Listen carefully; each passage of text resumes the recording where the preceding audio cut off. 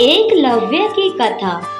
यह महाभारत काल की बात है, जब भारत के एक जंगल में एकलव्य नाम का एक बालक अपने माता पिता के साथ रहता था। वह अनुशासित बालक था और उसके माता पिता ने उसकी परवरिश अच्छे संस्कारों से की थी।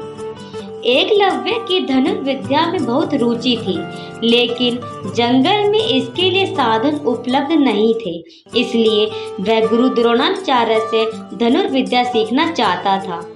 गुरु द्रोणाचार्य उन दिनों राजकुमारों अर्थात पांडव और कौरवों की धनुर्विद्या सिखा रहे थे और उन्होंने भीष्म पितामह को वचन दिया था कि वह राजकुमारों के अलावा किसी को भी धनुर्विद्या का ज्ञान नहीं देंगे। जब एकलव्य अपना निवेदन लेकर गुरु द्रोणाचार्य के पास आए तो उन्होंने अपनी विवशता बताकर उन्हें वापस भेज दिया। इस पर एकलव्य बहुत दुखी हुए, लेकिन उन्होंने ये प्रण ले लिया कि वह द्रोणाचार्य को ही अपना गुरु बनाएंगे। शारीरिक रूप से गुरु की अनुपस्थिति के चलते उनकी मिट्टी की मूर्ति बनाई और उनके सामने तीर कमान चलाने का अभ्यास करने लगे।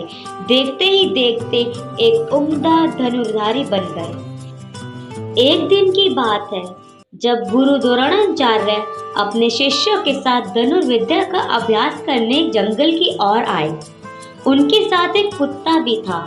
उस समय एकलव्य भी जंगल में धनुर्विद्या का अभ्यास कर रहे थे। ऐसे में जब कुत्ते को जंगल में एक ओर से आवाज आई तो वह उस ओर जाकर भौंकने लगा, जिससे एकलव्य की एकाग्रता भंग हो गई। इस वजह से कुत्ते को चुप करवाने के लिए एकलव्य ने उसके मुंह में कुछ इस प्रकार बाण चलाए कि उसका भौंकना भी बंद हो गया और उसे कोई चोट भी नहीं आई। कुत्ता वापस द्रोणाचार्य के पास भाग गया। जब उन्होंने कुत्ते को देखा तो उन्होंने अपनी आंखों पर विश्वास नहीं हुआ और उन्होंने सोचा कि इतना अच्छा धनुर्धारी कौन है जिसे धनुष बाण की ऐसी विद्या आती है। जब उन्होंने जाकर देखा तो उनके सामने हाथ में लिए धनुष एकलव्य खड़ा था। अपने गुरु को देखकर एकलव्य ने उन्हें प्रणाम किया। द्रोणाचार्य ने उनसे पूछा कि उसने यह विद्या किससे सीखी, तो एकलव्य ने बताया कि वह किस प्रकार उनकी मूर्ति के सामने प्रतिदिन अभ्यास करता है। यह सुनकर द्रोणाचार्य आश्चर्यचकित हुए। दरअसल गुरु द्रोणाचार्य ने अर्जुन को वचन दिया था कि उससे बेहतर धनुर्धारी कोई नहीं होगा, लेकिन एकलव्य की विद्या उनके इस वचन में बाधा बन रही थी। ऐसे में उन्हें एक युक्ति सूझी।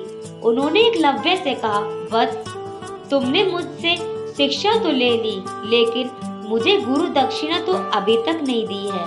आदेश करे गुरुवर, आपको दक्षिणा में क्या चाहिए? एकलव्य ने कहा। एकलव्य की बात का जवाब देते हुए द्रोणाचार्य ने कहा कि गुरु दक्षिणा में मुझे तुम्हारे दाहिने हाथ का अंगूठा चाहिए। यह सुनकर एकलव्य ने तुरंत अपनी कृपाण निकाली और अपना अंगूठा काटकर गुरु द्रोणाचार्य के चरणों में रख दिया।